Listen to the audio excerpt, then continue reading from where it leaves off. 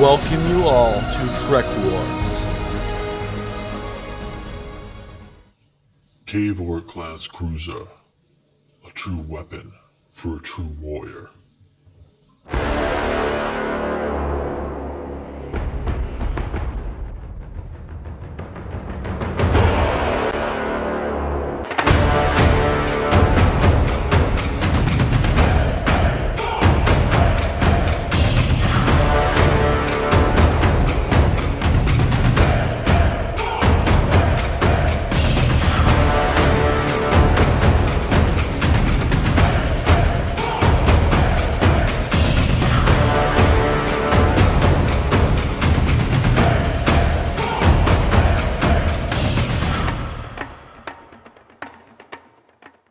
The Klingon K'vort battle cruiser stands at 680 meters and has a mass of 1,890,000 metric tons.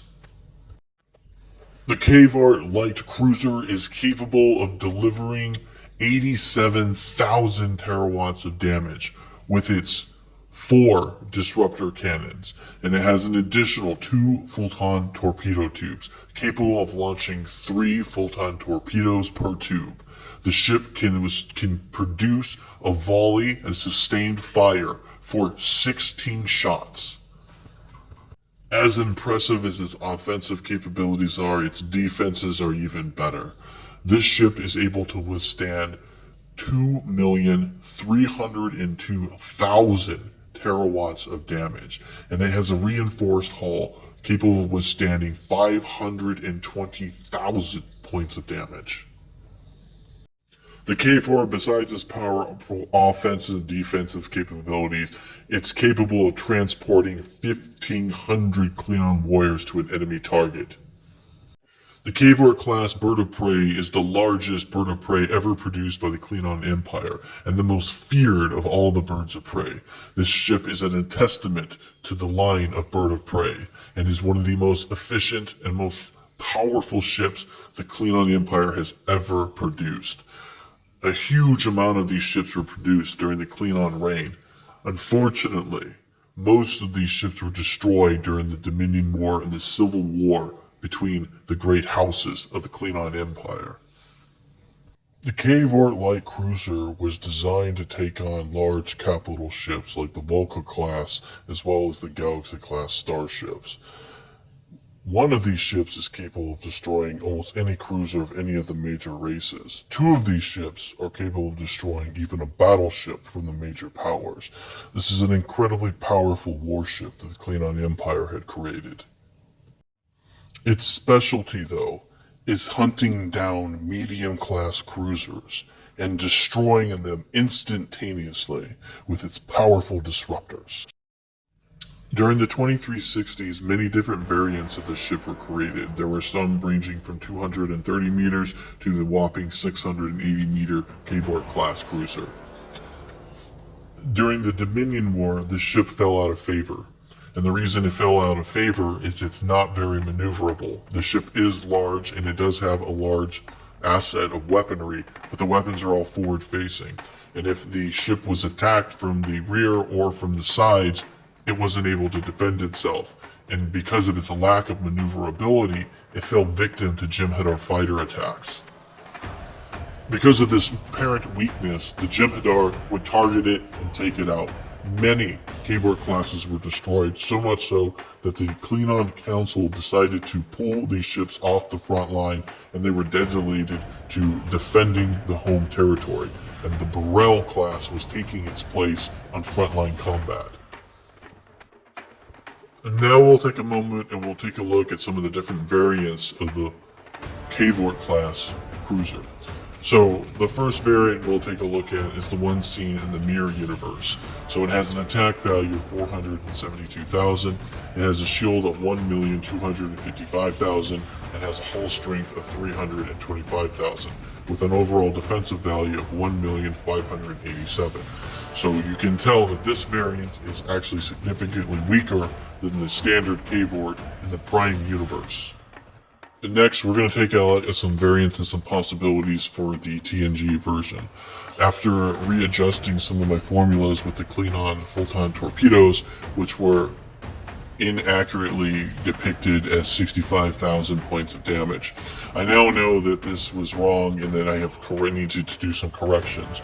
So our new K'vort is actually going to have an attack value of 472,000. It has a shield of 2,302,000, has a hull value of 520,000, giving an overall defensive value of 2,822,000.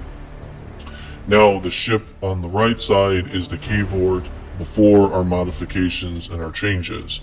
So that ship had an attack value of 260,000, had a shield of 1,798,000, and it had a hull strength of 325,000, with over a defense of 2,318,000.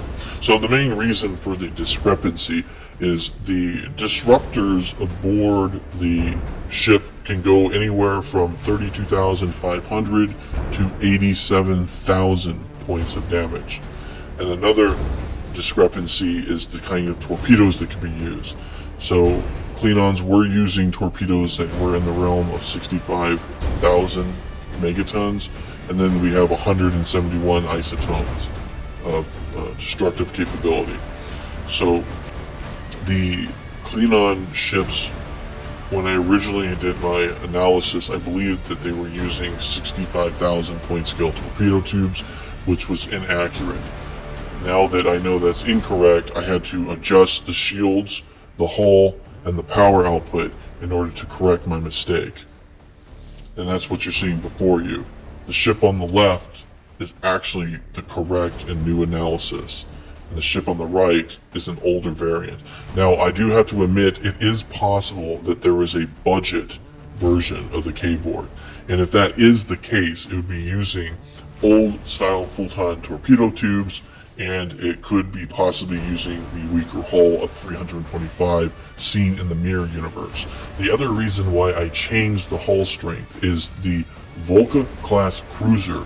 When you see it launch its heavy disruptor cannon, it was able to destroy the K'vort in one shot.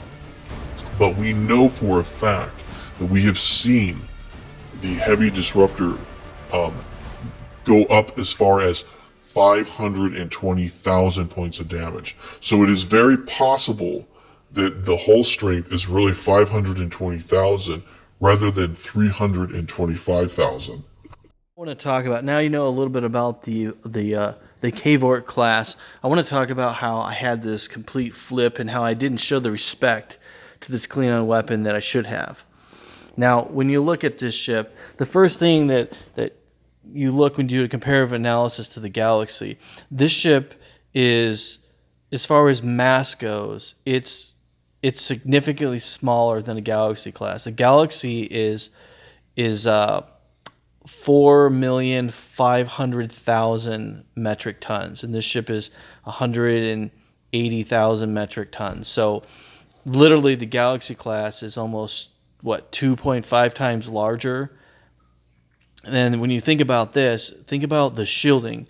So the Galaxy class has a shield around 1,700,000 something. And this K'vort is in the 2 million range. So this shield on this Klingon ship is better than a Galaxy class starship. And the reason I know that is because when you watch Worf and his brother, that ship that they're aboard is a K'vort class ship that's being attacked by other Klingon K'vort classes. Right? Do you remember that? Well, during that scene, which I'll show you guys right now, to give you an idea of how powerful the shields are, this ship was able to tank 7 torpedoes from the enemy ships and then 32 disruptors, and it still had functioning shields. So when I told you the shields are 2 million plus, I don't know what the shields actually are, but they are on the breaking point. So they're going to be around what I gave you guys. And that shows you how powerful this ship really is. Because if this ship is being attacked by other K'vorts, it's possible those K'vorts are hitting them. Instead of 32,500, we've seen 87,000 terawatts of damage per bolt. And if you got hit 30-something times with that, and then on top of that, you getting hit with torpedoes. Now, I've modified my torpedoes for TNG because they were wrong. They are not hitting for 65,000 points of damage. They're hitting for 171,000 per shot. So that shows you that the technology on the K'vort is significant in shielding. Now, the hull strength isn't really that impressive. It's okay. At 520, and the reason it's 520 is we see this ship get blown up by a Volca-class cruiser.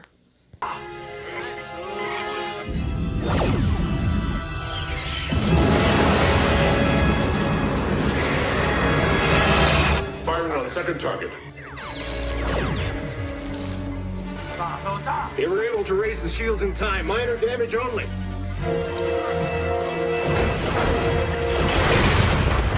Disruptors offline. Now, also remember, it took, that 520,000 point scale damage.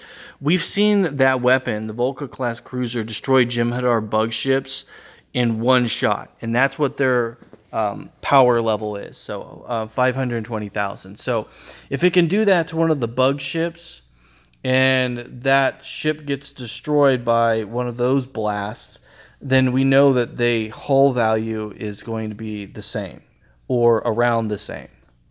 All right, so with that being said, I believe this ship is way stronger than I originally gave it based on what I've seen now, because taking that many torpedo shots from modern torpedoes and modern disruptors, that's a really, really powerful shield on these things. So now I'm going to discuss something that is controversial. Now, the crappier version, the Mirror Universe version. Okay, so obviously the stats, it's got a lot of firepower, but its shielding and its hull are significantly weaker. Now remember, 3 of these ships was able to take out a Galaxy-class cruiser, okay? So the K'vort is a really powerful anti-cruiser, anti-battleship light cruiser. It is designed to take those ships out. And remember, the Mirror Universe, where you had the Enterprise C, which is trying to go back in time and the galaxies protecting it, got destroyed. In that universe, the Klingon Empire defeated the Federation. And that's our universe, with only the one exception of the treaty. So the K'vort was the mainstream warship of the Klingon Empire, and they were able to defeat the Federation with its nebulas, galaxies, ambassadors using the K'vort. Because the Federation was going to surrender within 6 months during this time period. 6 months. Remember that. So when people talk about can the Klingon Empire defeat the Federation, it's canon. They already did. And don't forget that.